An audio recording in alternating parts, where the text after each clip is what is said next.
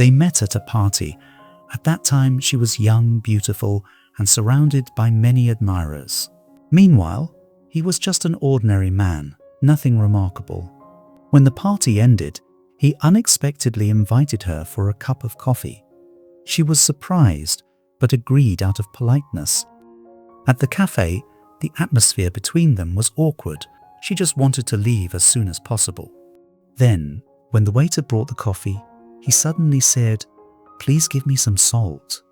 His request surprised both her and those around them.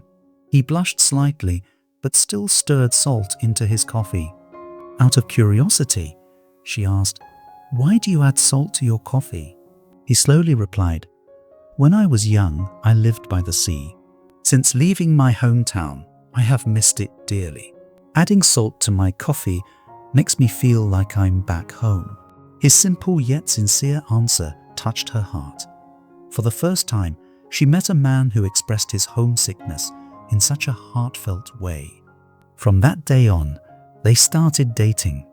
The more she got to know him, the more she realized that he was a kind, thoughtful, and responsible man. Eventually, they got married and lived happily together for 40 years.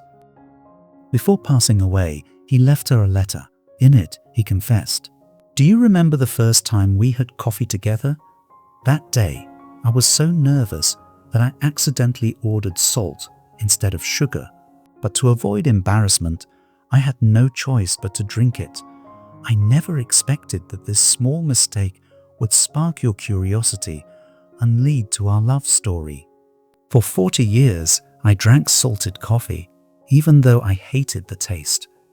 I always wanted to tell you the truth, but I was afraid you would be angry and leave me.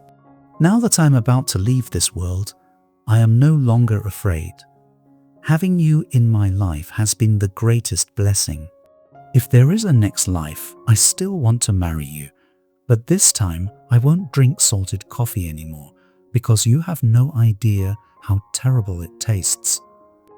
As she finished reading, she was both surprised and deeply moved. She had been deceived for 40 years, yet she felt no anger, only happiness in knowing that he had been willing to endure something so small for a lifetime just to keep their love.